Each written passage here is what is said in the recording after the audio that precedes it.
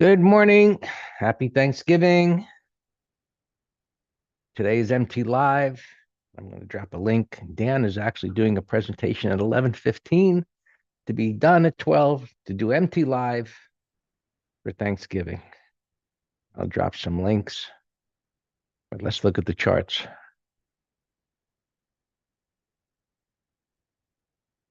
Interesting, the strength in the markets.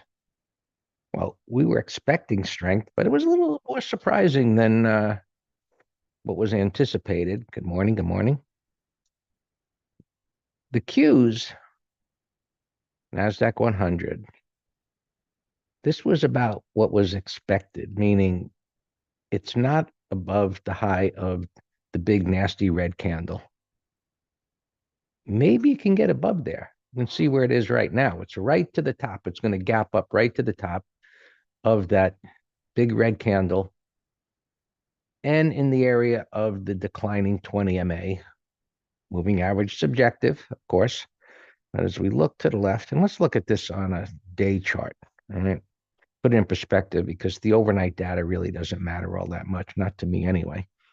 But we know it's going to gap up to the area of that high. And logic would say, since it's come up from this low around 580 up to that high and gapping up today, holiday, probably the volume is going to be light today, especially after MT Live. Um, Maybe this gets sold into, which really wouldn't negate this pretty strong move. Now, this is where things are kind of out of sync, actually out of sync, meaning, prices broke down under these pivot lows. That's negative. It broke this uptrend under the 50 and so on. This rally may be just, holiday move up like that. However, and the intro slide was, let's take a look at the market internals, which shows excellent strength on that move. In other words, the move off of that low was accompanied by a relatively broad market participation. Now, whether this was just holiday trading, um, we're going to see, probably by the middle of next week. So, Friday's usually an up day after Thanksgiving, and then we get into the following week. We'll see where things go. But historically, now this didn't get pegged above the red line, which is a plus 200. However, when I've seen moves like this, where it goes from the green area and a straight line move up like that, it's preceded a continuation of a move higher. The caveat is historically, those moves where the breadth has moved like that has come after a more extensive correction. I mean, prices have been correcting maybe for a month or two, and that started a new advance. This topped out here after this little bit of a climactic run higher and, correcting down here into the options expiration. And then, this advance. And I said, this tells me to continue to think this could move higher. The charts tell me don't get too enthusiastic here, based on this move up into resistance and maybe pullbacks towards 600, give or take. We'll see how that looks into next week. And of course, the weekly chart, you can see here, still in an uptrend. So these are in conflict with each other. A little bit of a sharp move to the downside, but within an uptrend. And now at resistance and gapping up would logically, after 3 up days like that, it would make sense for prices to get, traders to sell into that and go home or travel to do whatever they're going to do. So far, they're just chopping around here sideways, as you can see on the 24-hour chart. Now, the incredible strength was in the small caps. Now, we've seen this playbook before. Small caps participate in a big way and then fall apart. Now, they're moving up to the prior pivot high also. 3 days up like that, gapping up, odds are it gets sold into. That doesn't mean a collapse. It just means don't buy here. And you can see an initial rejection right there on the 65-minute chart. If we look at it on a 5, you can see, the little that move up there. I assume that's real. It was at 8 o'clock and came back down, and you've got all this sideways price action. So it does have room to fall.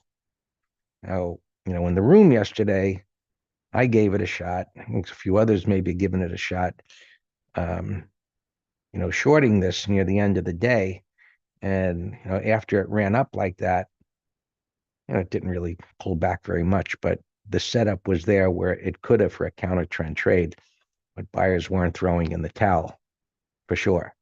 So again, we'll see a move like this in part is why this moved up as it did, and that's a good sign.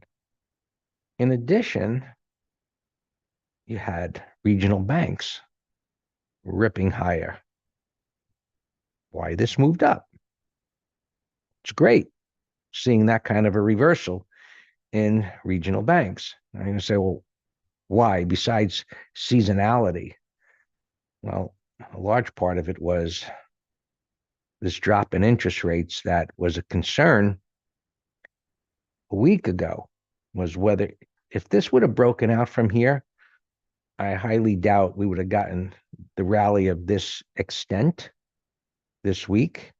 But this reversal occurred, and now they're dropping down to an area of support. So with these coming down here, odds are they're going to stabilize here, and that would reinforce a bias that the rally is going to stall also, because now it's kind of using up the gas in the tank that's been propelling this market to go higher. Just bring you back. I'm not going to look at it, but the Qs did not participate as much as the others. And that was because of, as you know, in part, the semiconductors, which collapsed on the NVIDIA news. And that, let me find the other thing here. What's that? Hold on. So what NVIDIA did, but that came back yesterday after the decline on, what was the news? Somebody was going to use Google's chips, whatever it was. I knew Google was making their own. Meta, thank you, Dan. Meta is going to use Google chips for their AI. And, this AI is a great thing. It's an amazing thing, which we all know. But it's killing people's jobs. And if it doesn't have, my own opinion, I think if it doesn't have some kind of leash put on this thing, I think we're all going to be in a bad way. And I guess another reason to learn how to trade. But I mean, what will happen in the stock market? I mean, it's a whole nother conversation. If this AI continues to move up to some kind of crazy intelligent thing, I don't know who's going to have a job at that point, since it'll be doing everything. And the robots, what kind of jobs, Alex? I mean, the robots are going to do everything. And I don't know. AI development. So at what point does it reach? I'm just saying it, and probably could be a few years from now, but at what point does it reach where the development has reached a stage that you have AI developing its own thing, and who does it need at that point? I don't know. It's a concern. I mean, HP today laid off another 6,000 people because of AI, and that's going to continue. So, somebody needs to, put a leash on this thing, or realize that if it isn't contained to some level, I think we're all in trouble. But my own opinion, we'll see where it all goes in a few years from now. Anyway, interest rates dropping. The dollar is backing off a little bit today. And there was a question yesterday in the social media about our view on gold. moving up with the dollar strength. And the dollar strength really hasn't affected gold in a really big way lately.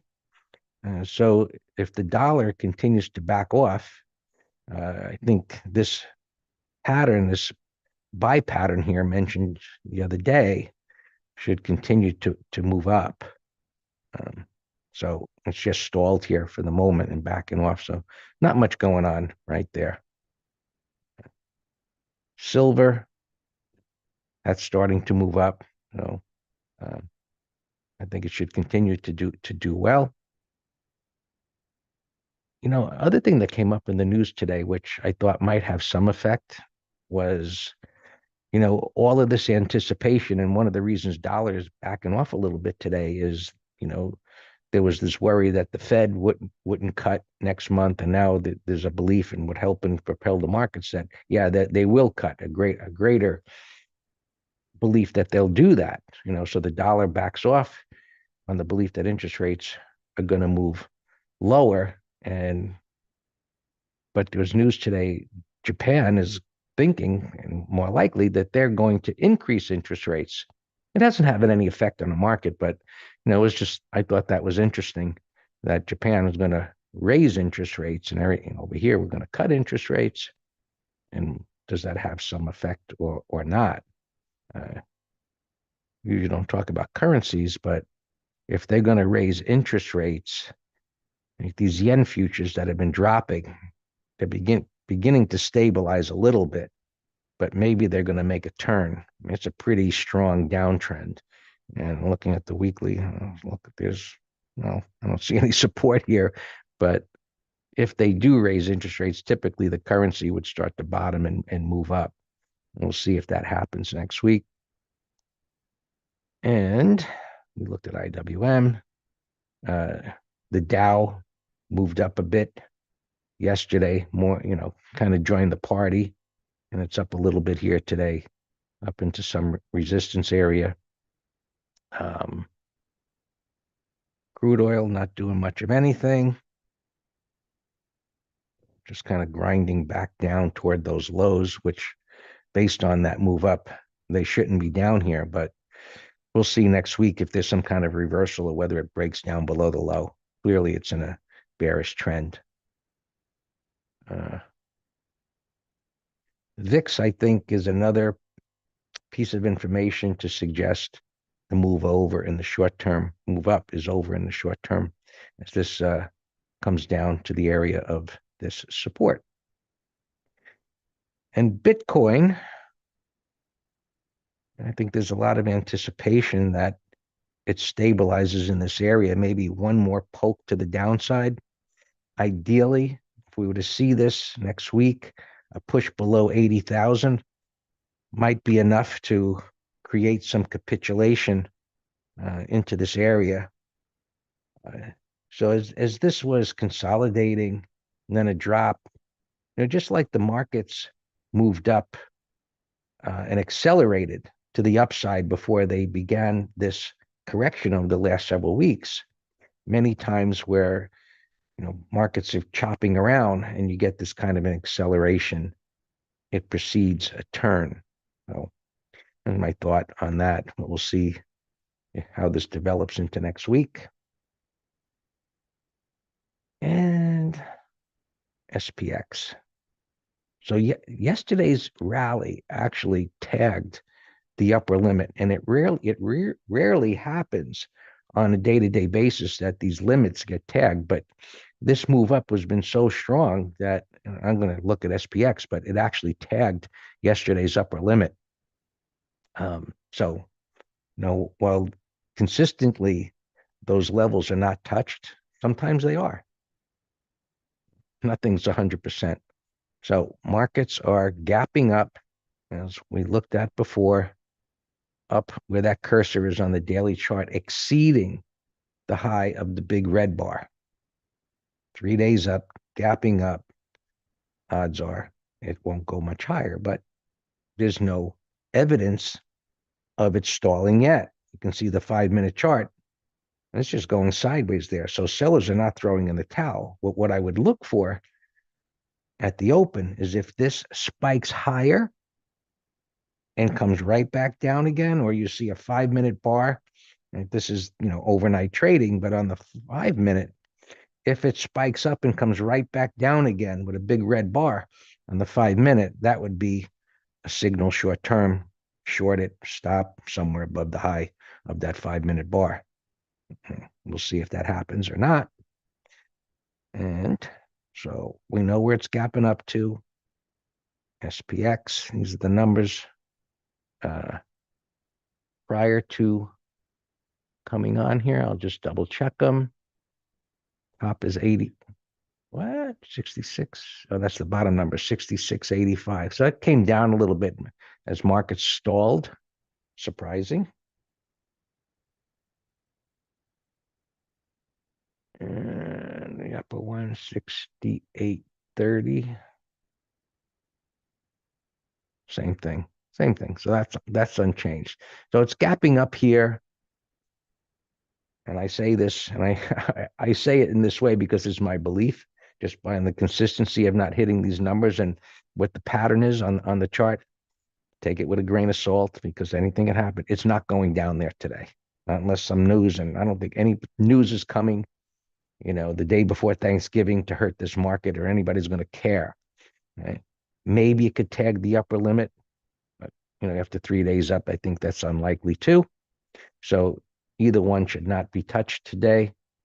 And again, we'll see where it goes. Again, I'll drop the links while Dan is talking for his presentation and then MT Live today. Let's do it.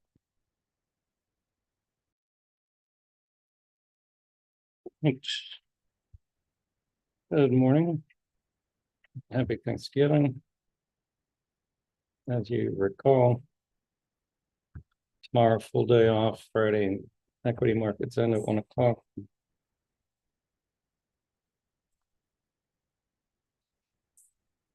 And so I heard Greg talking about the spiders there yesterday, and I didn't know what Greg said before that, but Alex asked me as we were grinding higher, or maybe it was here, I forget when. He asked me, do I think it's going to go over this red bar on Thursday? I said, yes, I do. Momentum's up. Just going through resistance. Look at this 15-minute chart. There's no, it's going to keep going up till it doesn't. Now the odds of that increasing go up, further up we'll get up 4 bars, but we still have a void. And on Monday, and it was right at like 10 a.m. I think I said in the green room, I said, here we go. I think this is now the start of our Thanksgiving rally. And it wasn't so easy to trade here unless you were day trading, but we're 100% fully bullish in all of our open positions. So we are participating in these gains just with more compelling pattern, not something like this. Let's go through alarms first, like I always do. CLSK I posted last night, and I didn't know this thing had earnings. I'm actually short $10 puts. And I should have said something in the room yesterday just as a learning experience. Because I shorted the puts on these days messed me up. So that was Tuesday. On Monday, I shorted these puts, not knowing that it was earnings, and I went home with an open profit. Yesterday, as the stock's rallying, I looked at my P&L. I'm like, what? Why is this thing showing me I got a big loss on my hands? And here's the lesson, you all. I think CLSK upped their earnings release, and that instantaneously increased the implied volatility of those puts for obvious reasons. And now I'm holding a loss. But now with the gap up, I'm in good shape. But this gap up is I posted it as a directional long. A ton of these climb moves with different flavors of turns. Full day for what? No, Right, today's full day. I said tomorrow. We're closed half day Friday. All right, so this gap's gonna mess up our CLSK directional. You know what? I'm gonna hold off with plus gap. Didn't know earnings. Because tip, if it didn't have earnings, I'd say, yeah, just buy a pullback into the gap. But I don't even want to do that with, because earnings can be crazy in the first half hour, but I'll watch it to see how he's right. I posted last night. There's a turn. See, there's so many different flavors of turns. So this one is a 1, 2, 3, 4, 5, 6. This is an 8-bar turn with a closing breakout. And this one's not gapping up too much. So this one, I'm going to say, if gaps over entry by 5-minute time. There, so now you're taken care of. Form. 53, that one I can't tell how much it's gonna go. But that's gapping over the entry.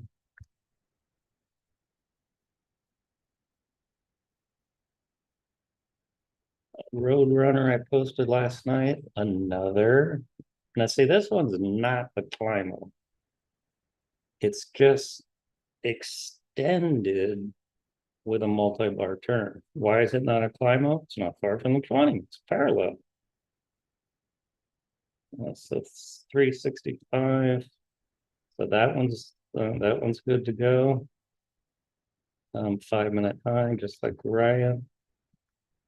Give correction on that. This is a climb up. Circle.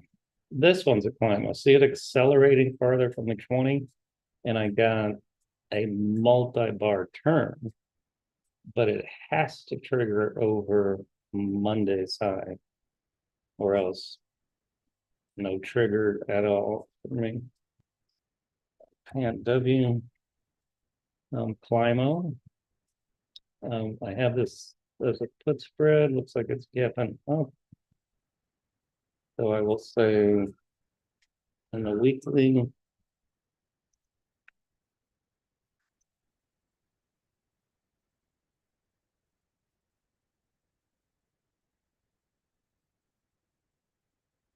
and that, okay, that looks like all my alarms. IHI we're in on the ETF letter, and also XLV.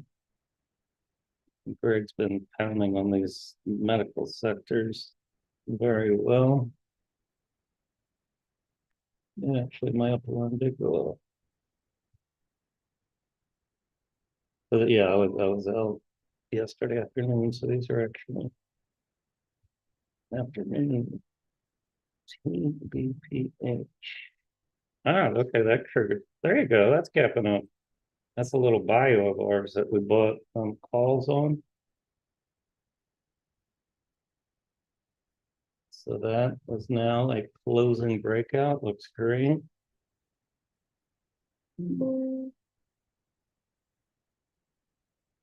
So higher alarm, now it's gapping up. So how about 1975, low alarm 19.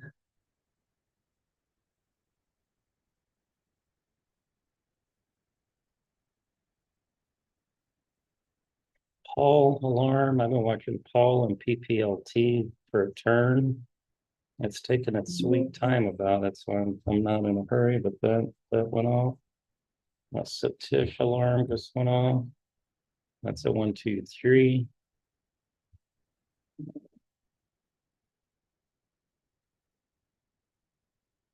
Let's go to earnings now. There's not many, so I got 5 minutes here. Amber, gap's too big. Wow. Wow. I liked it when it was over here. Look at an hour ago. Around 180. That would have been a nice 5, 10, 15, 30-minute high. But now forget about it. Deer 480. That could be a call spread for Friday. Oh, I forgot. I always check the cousin when they're two big things. Look, so what concept jumps out at you on cat? Answer: relative strength. This thing's gapping up with deer down. Typically, I'd say 90% of the time, unless there's some news out which is directly adverse affecting the cousin, then they gap in the same direction. So that could be a put spread 30-minute high. Echo Hotel, gapping at 13. Possible cap and snap, but it's still a powerful downtrend, so don't rush to fade it. That's garbage. Up and down. This is a EV stock. What's a Ribbon doing? Ribbon's on my watch list. Closing breakout. Let me set a new alarm on Ribbon. How about 1570? We were watching that yesterday, but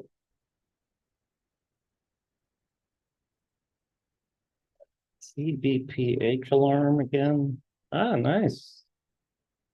All right. Wow. So we have we we rarely buy out of the money calls, but we did it on this one for couple reasons. One, bullish pattern. Number two, it was a month out. Number three, we only paid 40 cents for it, expecting a big move because it's a bio.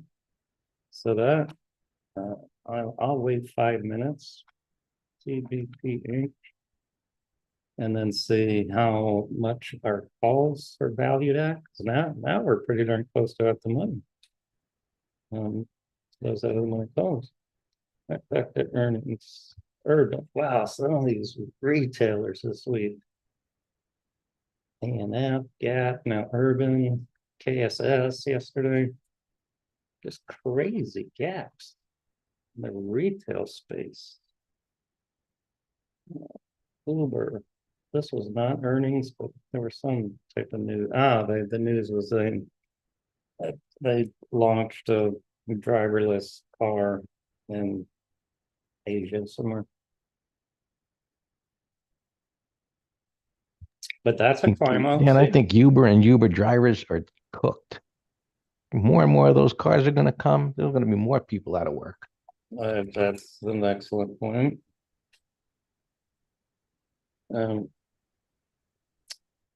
Yeah.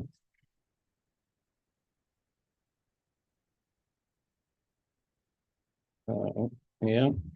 But that's a climb over. That's a breakdown. Tight to the MAs. Now look how far it is from the 20, gapping up. So that's a beautiful put spread idea for Friday. If somebody will help me watch it, I'll put it in the window. Railroad looked like he's coming back in, so let me reset the alarm. Almost done here. Sierra Bravo gapping up, $5. We'll come back to it, but bullish. Our CLSK up alarm, so yeah, forget about the directional for now. I'll try to get out of my puts for a penny. 357, no pattern. Wolf. Amba, $80. That's a bearish gap. Yuck. It's a call spread if there's any juice. Autodesk 315, gap's too big. Dell, I like as a put spread. Remember, Alex, I was talking about a put spread into earnings because of the CLIMO and the multi-bar turn. Now 133, the gap's too big. I think the gap's too big though to get any premium. Hewlett Packard's a sell setup actually, 30-minute or 5, 10, 15-minute low, maybe short. End tap I had as a call spread idea because pre-market it was gapping over 120, but it's already getting sold into. I'm doing these quick. Oh, that's an ugly gap. Papa Delta, yuck. No workday, no pattern, but that's a Barrage gap. Zulu Sierra, same. All right. So, but I don't have anything actionable. D-Dog alarm. All right, that's a I don't know if I posted it official, but that's a all right. Yeah, I'm gonna try to get out of my CLSK at a penny here.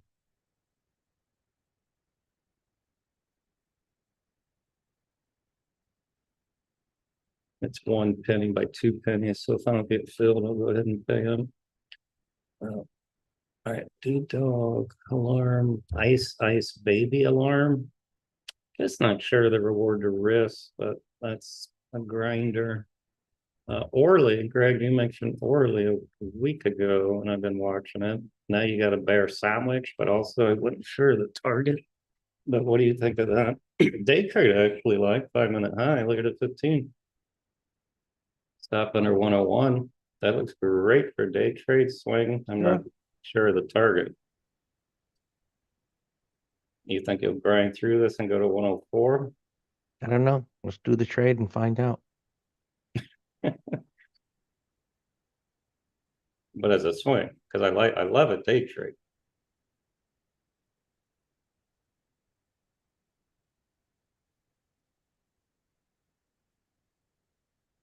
And we got to start asking ourselves also, market up 4 days, and this is just breaking out now.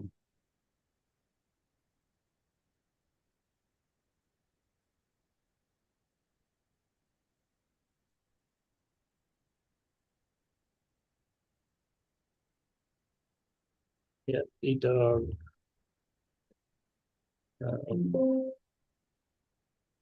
EOSE. That's my neighbor's stock. BBN excellent. Oh, cool. I just got it in my CLSK, the penny. I forget what sold them on. My BBNX. This looks just a watch item as a pseudo 123 QUBT alarm. So, W bottom retest type of thing. So I was looking at the whole sector is trying to make a turn. Q spiders off to the races for pre-holiday 5 minute run here, man.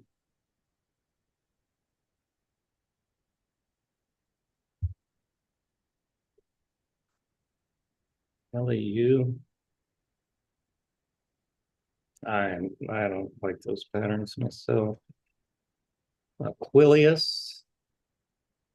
Aquilius, I hope it closes like this. And then remember we said that the target was this small little 180, but now it's resting with a void. So I actually like that over the red bar now, Monday's high.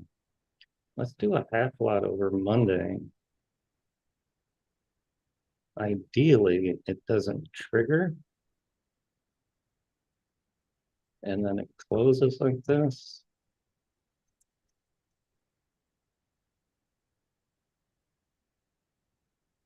Give my number 143.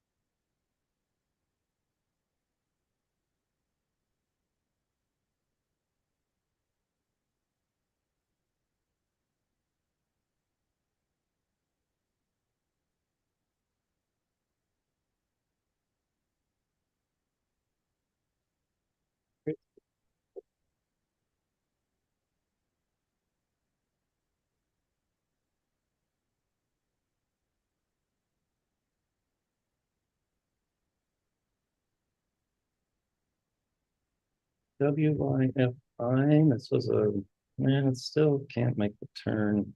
XYF was a Climo. Not potent enough turn. I prefer bottoming tail because this is not a potent turn. D-Dog, did I give a put spread? I forget.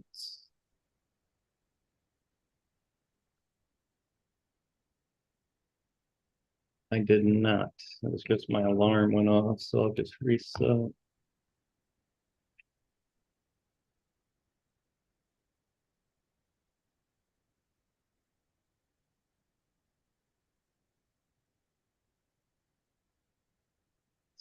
It is an hourly breakout on D-Dog. It's just got smacked down already, so I don't I don't think it's ready for prime time yet.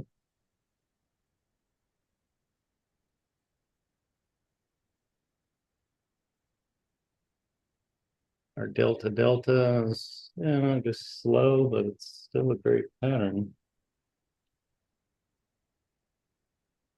Delta, look at that. It's great. 1, 2, 3, 4. All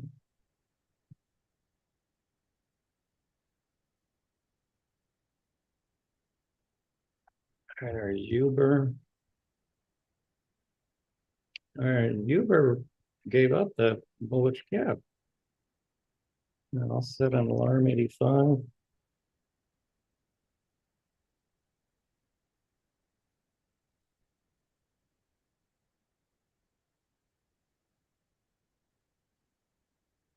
Diamond's cruising here on the 5 minute at the most, and that is the void. Look at that 15. I think that's your better choice, Alex, for a day trade right there. Target 475, 476. I don't know. Let me look. I disagree. It's not a slam dunk. I like the void better in diamonds. But that's fine. Qs are the worst. IWM is up the most at resistance, but it's still bullish price action. So I think Qs are the weakest for short, and diamond's the best for a continuation day trade. All right, our red robin, I said 5 minute high, so that'd make it 366.